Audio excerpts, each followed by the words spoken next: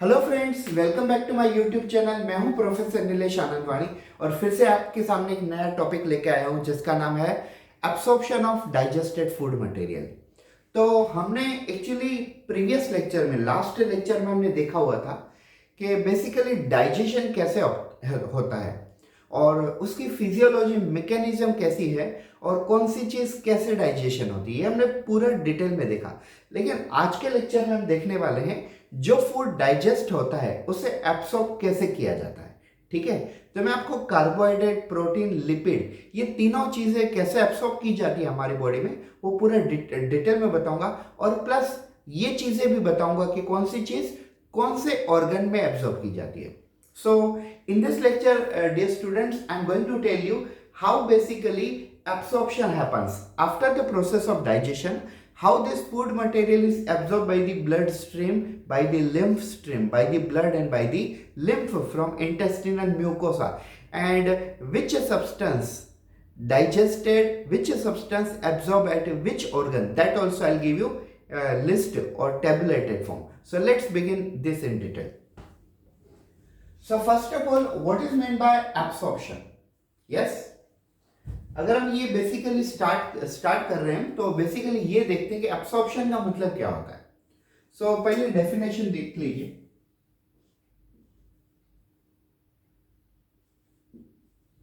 Absorption is a process by which digested product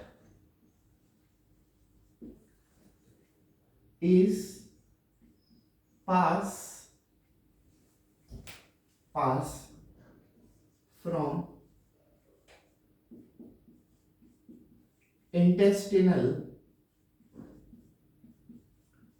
mucosa into blood or lymph. Yes, see, it's very simple language and full of NCERT content. Yes, what is absorption? Absorption is a process by which digested product, what is digested product? I had a food material, okay, and after eating this food material undergo the process called digestion. As we know that digestion is a process in which complex substance turn into simple, non-absorbable substance turn into absorbable, you can say insoluble substance turn into the soluble. तो ये चीजें जो conversion हो रहा है ऐसे हमने कहा डाइजेशन। और इस डाइजेशन के बाद हमें क्या मिलता है? सिंपल मटेरियल मिलते हैं। जैसे हम कार्बोहाइड्रेट खा रहे हैं, भले हम स्टार्च खा रहे हो तो स्टार्च का कन्वर्जन किस में हो जाएगा? मोनोसेकेराइड में हो जाएगा। फिर वो ग्लूकोज हो, फ्रुक्टोज हो, कोई भी हो सकता है। ठीक है, और जब हम प्रोटीन खाते हैं तो प्रोटीन का सिंपल सब्सटेंस है अमाइनो एसिड। जब हम लिपिड खाते हैं तो लिपिड का सिंपल सब्सटेंस क्या होता है? ग्लिसरॉल, या तो आप कहो फैटी एसिड। क्लियर है? तो जब भी हम कॉम्प्लेक्स चीजें खाते हैं उसे डाइजेस्ट करने के बाद किस में कन्वर्ट किया जाता है? सिंपल में कन्वर्ट किया जाता है। लाइक अ starch converted into glucose, protein converted into amino acid, lipid converted into fatty acid और glycerol. So we are eating starch, protein and lipid, but we are getting energy in the form of glucose, amino acid and glycerol because we are converting complex substance into simple one. तो यहाँ पे देखिए हमने क्या किया है? Absorption is a process by which digested product. What is digested product? Digested product can be carbohydrates. Yes, digested product can be proteins and digested product can be lipid. Yes, so remember these are the digested product which we have started digestion. तो हम जब food material हम खाते हैं, आप चावल खाओ या तो आप चपाती खाओ, यस, इवन तो आप बाहर की प्रोडक्ट खाओ, समोसा, कचौड़ी, यस, क्लियर है, As a teacher of biology, I don't wanted to give you only the learning techniques. I wanted to give you the practicality of the concept. Yes, हम जो digestion chapter पढ़ रहे हैं, क्या ये chapter हमारे food से रिलेटेड नहीं है? फूड से रिलेटेड है ना। तो हम कार्बोहाइड्रेट नहीं खाते हैं, हम क्या खाते हैं? हम अनाज खाते हैं, हम गेहूं खाते हैं, हम चावल खाते हैं, भले उसके अंदर कार्बोहाइड्रेट हो, लेकिन वहां पे कार्बोहाइड्रेट तो हमें नहीं दिख रहे ना, तो हमें प्रैक्टिकली सोचना पड़ेगा।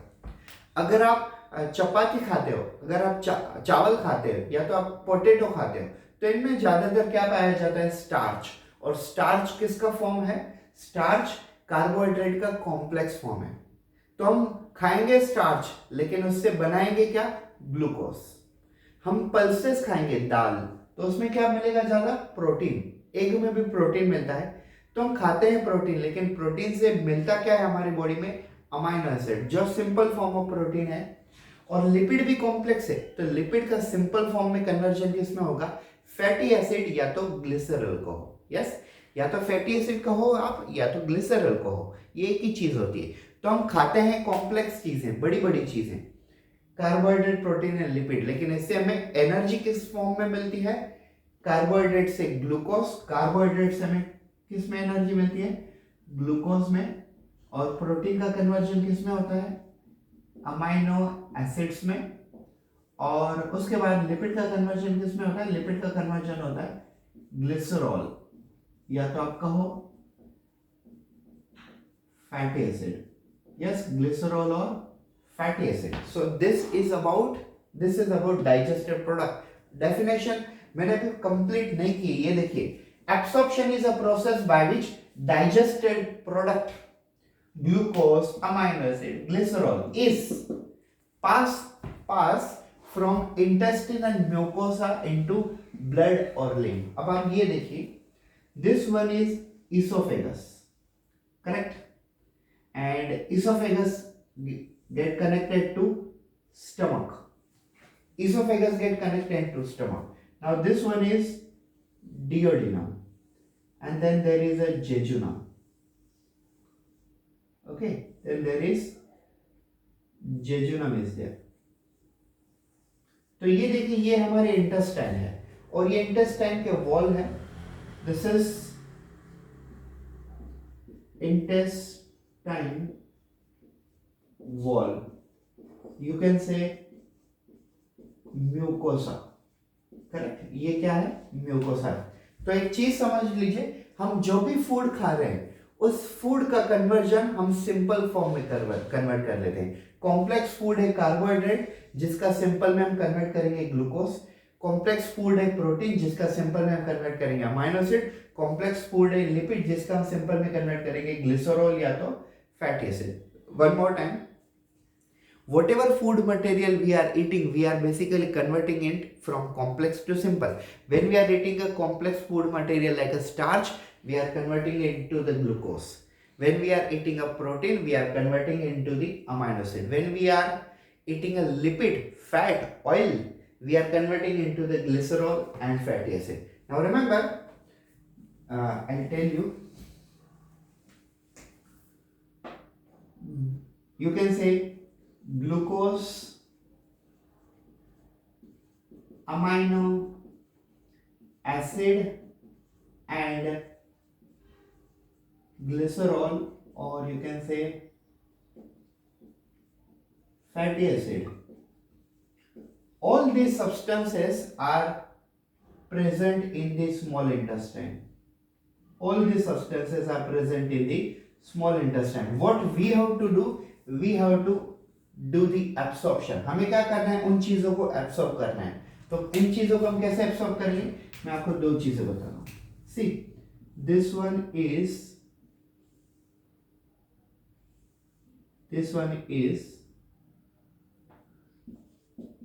artery. Clear? This one is artery, and I'll show you another by green color. This one is, you can say, lacteals. Lacteals means lymph vessel. Yes, हमने अभी टॉपिक है ना, इतना डिटेल में हम अभी तक हम गए ही नहीं अंदर। हाँ, ठीक है, आप थोड़ा वेट कीजिए, क्यों वेट कीजिए, ताकि आपको क्लियरली सब चीजें समझ आए। तो ये देखिए, ये हमारा है इसोफेगस, ये हमारा है स्टमक, और ये वाली है इंटेस्टाइन, स्मॉल इंटेस्टाइन। तो स्मॉल इंटेस्टाइन के अंदर जो ग्लूकोज, अमाइनो एसिड और ग्लिसरॉल है, उसे हम किस में ट्रांसपोर्ट कर देंगे, उसे हम आर्टरी के अंदर ट्रांसपोर्ट कर देंगे, ताकि वो किसके अंदर चली जाए, वो ब्लड के अंदर एंटर कर जाए। और इसे ही हम किसके अंदर ट्रांसफर कर देंगे, लिम्फ वेसल के अंदर, ताकि वो किस में मिक्स हो जाए, वो लिम्फ में मिक्स हो जाए। तो डेफिनेशन अब आप प्रैक्टिकली समझ लीजिए, ये देखो, absorption is a process by which digested product, glucose, amino acid, glycerol pass from intestinal mucosa into blood or lymph. This is called digestion of, this is called actually absorption of digested product. हमने जो भी चीजें खाई हैं उन चीजों का हमें क्या करना होता है, एब्सॉर्प्शन करना होता है। तो एब्सॉर्प्शन हम इस प्रकार से करते हैं। यस, डेफिनेशन में मैंने आपको काफी चीजें इंपॉर्टेंट समझा दी। अब हम देखते हैं कि ये एब्सॉर्प्शन के कितने टाइप होते हैं। Yes, I will tell you. Basically absorption takes place by, so there are basically the three different method of transportation or three different method of absorption. First method is passive transport, which is also called diffusion. Yes, then second one is a facilitated transport, which is also called facilitated diffusion, and third one is active transport. Third one is active transport, which is called osmosis.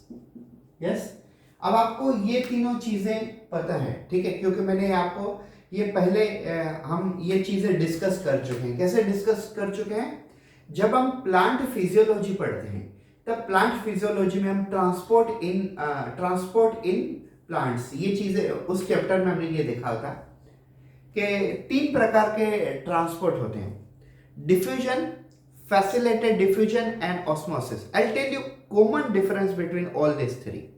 Diffusion, it is nothing but the movement of solute, solvent and ions from higher concentration to lower concentration through selective permeable membrane, and there is no requirement of any carrier molecule. Diffusion में क्या होता है, solute, solvent और ions higher concentration से lower concentration की तरफ move करते हैं, और यह सिलेक्टिव परमेबल मेम्ब्रेन के थ्रू होता है, और इसमें कैरियर मॉलिक्यूल, मतलब इन मॉलिक्यूल को, आयंस को, सोल्यूट को, सोलवेंट को ट्रांसपोर्ट करने के लिए कोई भी प्रोटीन मॉलिक्यूल की जरूरत नहीं होती, जिसे हम कैरियर मॉलिक्यूल कहते हैं। यस, ये वाला होता है पैसिव ट्रांसपोर्ट, मतलब डिफ्यूजन। इसमें एनर्जी की जरूरत नहीं होती है, क्योंकि ये खुद ब खुद ऑटोमेटिक होता है।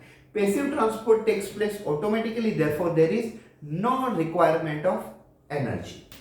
Now what is mean by facilitated transport और फैसिलिटेटेड डिफ्यूजन? फैसिलिटेटेड ट्रांसपोर्ट और facilitated diffusion is the same like diffusion, but there is only one extra thing, that is the addition of carrier molecule. So what is facilitated transport or facilitated diffusion? It is a simple type of a diffusion in which we are transporting solute, solvent and ions from higher concentration to lower concentration through selective permeable membrane, but there is a need of protein carrier molecule. Diffusion और facilitated diffusion में ये फर्क होता है, diffusion में हमें carrier molecule की जरूरत नहीं होती और वो खुद ब खुद होता है, इसके लिए एनर्जी की भी जरूरत नहीं होती। और फैसिलिटेटेड ट्रांसपोर्ट और फैसिलिटेटेड डिफ्यूजन में एनर्जी की जरूरत होती है, क्योंकि वहां पे कैरियर प्रोटीन यूज होते हैं। और एक्टिव ट्रांसपोर्ट ये एक ऐसा ट्रांसपोर्ट मैकेनिज्म है जिसमें हम ऑस्मोसिस करते हैं। तो ऑस्मोसिस क्या होता है? Osmosis is nothing but only the movement of solvent, means water, from lower concentration to that of higher concentration through semi permeable membrane. देखिए डिफ्यूजन से एकदम उल्टा है, अपोजिट है। osmosis is nothing but the only movement of solvent from lower concentration to that of higher concentration through semi permeable membrane.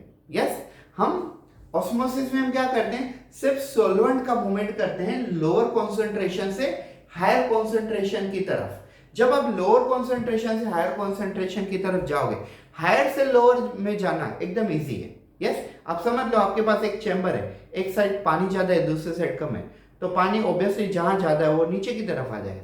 लेकिन नीचे का पानी अगर आपको ऊपर भेजना है, यस, टंकी का पानी अगर आप मोटर से ऊपर भेजोगे तो ऑब्वियसली मोटर से इलेक्ट्रिसिटी यूज होगी, तो एनर्जी का वेस्ट हो रहा है ना। तो जब भी आप एक्टिव ट्रांसपोर्ट करते हो, ऑस्मोसिस करते हो, तो वहां पे एनर्जी का लॉस होता ही है। ठीक है, तो आप ये तीनों चीजें ये समझ लीजिए। In passive transport no energy loss, yes, energy loss. In facilitated transport energy loss, and in active also energy loss. अब हम ये देखते हैं कि कौन कौन सी चीजें ट्रांसपोर्ट होती है। Remember, through the passive transport amino acid,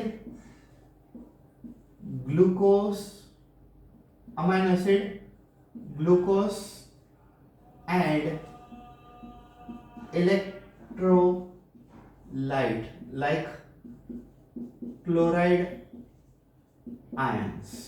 yes, तो पैसिव ट्रांसपोर्ट के थ्रू अमाइनो एसिड जो प्रोटीन का सिंपल फॉर्म है, ग्लूकोज जो कार्बोहाइड्रेट का सिंपल फॉर्म है, और electrolyte specially like chloride ions, ये पैसिव ट्रांसपोर्ट से ट्रांसपोर्ट होते हैं, मतलब डिफ्यूजन से, तो जिसमें एनर्जी का यूज नहीं होगा। अब आप ये देखिए फैसिलिटेटेड से कौन कौन से ट्रांसपोर्ट होते हैं। By the facilitated transport, there is a transportation of amino acid. Yes, इसमें भी amino acid होते हैं। There is a transport of glucose. Yes, and there is also transport of some, you can say, sodium ions. So sodium ions भी इसमें transport होते हैं, और active transport में वो सभी चीजें ट्रांसपोर्ट होगी जिसमें एनर्जी का यूज होगा, just like maximum ions, glucose and as well as you can say amino acid. ठीक है, तो ग्लूकोज, अमाइनो एसिड ये तीनों में कॉमन है। अगर आपको चेक करना है तो आप डायरेक्टली एनसीईआरटी में एब्सॉर्प्शन ऑफ डाइजेस्टेड फूड इस टॉपिक को पढ़िए, 16.3 है ये। इस टॉपिक को अगर आप पढ़ोगे तो इसमें आपको ग्लूकोज और अमाइनो एसिड ये तीनों में आपको देखेंगे, तीनों के तीनों में देखेंगे। यस, तो इस प्रकार से डाइजेशन होता है। अब आप ये सोच रहे होगे माइंड में कि सर ने कार्बोहाइड्रेट और ग्लूकोज कैसे ऑब्जॉर्ब होता है वो बता दिया, प्रोटीन और अमाइनो एसिड कैसे ऑब्जॉर्ब होता है वो बता दिया, लेकिन लिपिड का अभी तक नहीं बताया। ठीक है, तो मैं आपको लिपिड का भी बताता हूँ। ओके, तो यहां तक आपको क्लियरली दिख रहा है, तो मैं आपको यहां पे बताता हूं how lipid undergo digestion. So basically lipid get converted into simple form such as a glycerol. Yes, and for your kind information, glycerol is insoluble in water. Glycerol is insoluble in water. अब आप ये समझ लीजिए, intestinal mucosa have a amino acid, glucose and glycerol, all these three things. Yes, so from the intestinal mucosa, protein which is amino acid, carbohydrate which is glucose, they are basically easily enter into the blood as well as lymph, but glycerol or fatty acid they can't enter. Why it is so? Because they are insoluble in water. एक चीज समझ लीजिए, oesophagus, stomach, फिर small intestine. तो small intestine के अंदर carbohydrate का simple form glucose, protein का सिंपल फॉर्म अमीनो एसिड और लिपिड का सिंपल फॉर्म ग्लिसरॉल, ये तीनों चीजें इंटेस्टाइन के वॉल के अंदर है। अब ये इस वॉल में से हमें कहां ट्रांसपोर्ट करनी है? आर्टरी के अंदर, लिम्फ के अंदर। यस, आर्टरी के अंदर ब्लड है और लिम्फ वेसल के अंदर क्या है? लिम्फ। तो हमें ग्लूकोज को, अमीनो एसिड को और ग्लिसरॉल को इसके अंदर ट्रांसपोर्ट करना है। लेकिन जब हम ट्रांसपोर्ट करेंगे ना, तब हमें वाटर की जरूरत पड़ेगी। तो वाटर से ग्लूकोज तो ट्रांसपोर्ट हो जाएगा, because glucose is soluble in water. Amino acid भी ट्रांसपोर्ट हो जाएंगे क्योंकि amino acids are also soluble in water. लेकिन सबसे दिक्कत, सबसे बड़ी प्रॉब्लम क्या है? ग्लिसरॉल ट्रांसपोर्ट नहीं होगा, because glycerol is insoluble water. Are you getting what I am saying? See, this one is esophagus, this one is stomach, this one is intestine. In intestine, glucose, amino acid and glycerol, all these three simple form of material, biomolecules are present in intestinal wall. Now what is our property? What is absorption property?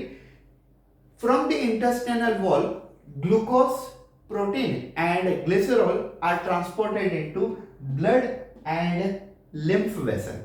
How they are transported? They are transported with the help of some water molecule. Now, water can dilute glucose. So, glucose will be easily enter into blood vessel as well as lymph vessel. Amino acid is soluble in water, so it will also easily enter into the, you can say, artery and mix into blood, easily enter into the lymph. So, it will be easily dilute inside the lymph. But third problem is about glycerol. Glycerol is insoluble in water, so how you will pick up? अगर glycerol insoluble है तो हम कैसे convert करेंगे? तो remember, glycerol को छोटे छोटे पीसेस में कन्वर्ट किया जाता है और उन पीसेस को हम कहते हैं मिसेल्स। आपको याद होगा, मैंने आपको ये चैप्टर जब स्टार्ट किया हुआ था तो उस वक्त भी मैंने आपको पढ़ाया था। जब हम एलिमेंट्री कैनल पढ़ रहे थे तो एलिमेंट्री कैनल पढ़ते समय मैंने आपको ये चीज बताई थी। Glycerol is insoluble in water, so it cannot be directly absorbed by artery or by lymph, or you can say lymphatic vessel. So what we are doing, our intestines is converting glycerol into the small piece of glycerol. These pieces are called micelles. Now these micelles are basically covered by protein coating. And this protein coat is called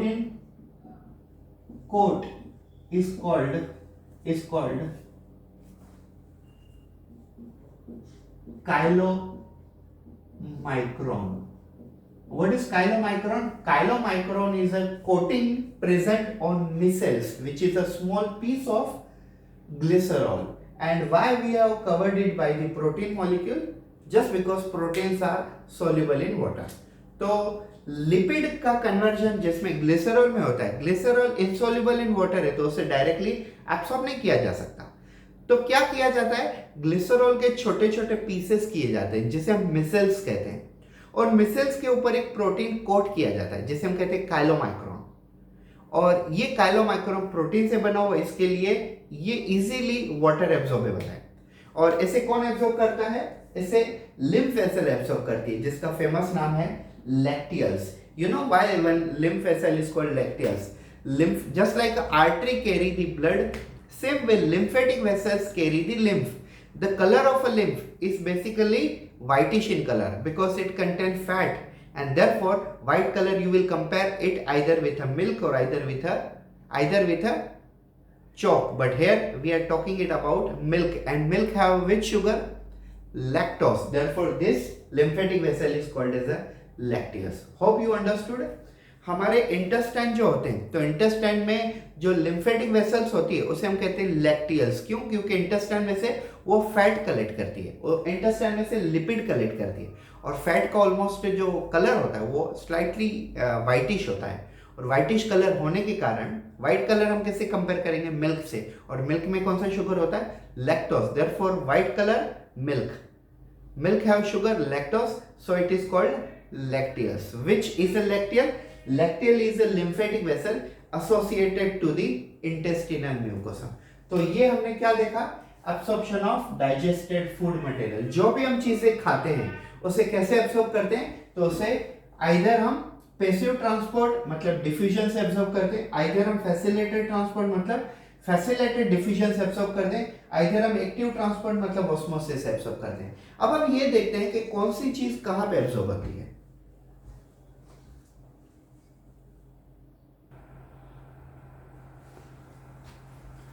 So, dear students, this is 16.1 the summary of absorption in different part of digestive system. तो मतलब digestion होने के बाद absorption कौन कौन से organ में होता है वो हमें बेसिकली यहाँ पे एक्सप्लेन किया हुआ है। सी माउथ, तो क्या होता है? Certain drugs coming in contact with the mucosa of a mouth and lower side of the tongue are absorbed into the blood capillaries lining. See, mouth में बेसिकली कुछ ड्रग्स मतलब एंटीबायोटिक फॉर्म में, ठीक है, और कुछ ऐसे चीजें जो हमारे टंग के ऊपर सरफेस और नीचे के सरफेस पे कनेक्ट होती है, because upper and lower surface of tongue they are basically supplied with a numerous very high number of blood capillaries. So blood capillary carry these important things into the bloodstream. Second organ is stomach. After the mouth means buccal cavity, stomach is there. Absorption of water, simple sugar like a glucose and alcohol takes place here. तो ये चीजें यहाँ पे absorb होती है। Main जो होती है वो होती है small intestine, because small intestine have a intestinal mucosa. आप कहोगे लार्ज इंटेस्टाइन का भी रोल है, आपने तो नहीं बताया था। Large intestine don't have any role in the absorption. I will tell you what is actually the role. See, absorption of water and some mineral and drug takes place in large intestine. Large intestine और कोई चीजें हैं? नहीं। Is there is absorption of glucose? No. Is there is absorption of amino acid? No. Is there is absorption of lipid or you can say glycerol, fatty acid? No. Large intestine only absorb water. It all absorb mineral and some amount of a drug. Why it absorb water? Because if large intestine do not absorb water, then we will get dehydrated after the excretion, after the defecation or egestion. में small intestine काम करती है। देखिए, principal organ of absorption of nutrient is small intestine. सबसे important organ है small intestine. The digestion is completed here. Digestion पूरा यहीं पे कंप्लीट हो जाता है। और आपकी जानकारी के लिए मैं और एक चीज बता दूं, चाइम गेट कन्वर्टेड इनटू चाइल। What is chyme? Chyme is a food actually and चाइल is waste. So chyme get converted into chyle. Food get converted into waste from small intestine. Small intestine has three parts: duodenum, jejunum, and ileum. When food passes from duodenum, jejunum, ileum to large intestine, then food get converted into waste. Chyme get converted into chyle. Yes. So digestion is completed here, and final product of digestion such as glucose from carbohydrate, fructose from carbohydrate, fatty acid from lipid, glycerol is from lipid, and amino acid is from protein are absorbed through the mucosa into the bloodstream and lymph. तो ये चीज मैं पढ़ा रहा था ना आपको पूरे लेक्चर में, और मैंने आपको पूरी की पूरी डिटेल में खींच के ये चीज समझाई है। सो आई होप सो आप लोगों को, आप सभी स्टूडेंट्स को ये वाला लेक्चर इजीली समझ गया होगा। Absorption of digested food material. So thank you so much for watching this video, and if you do truly like this video, please do subscribe to our channel and press the bell icon so that whenever I will upload a new video, you will get notified. Thank you so much. Have a good day.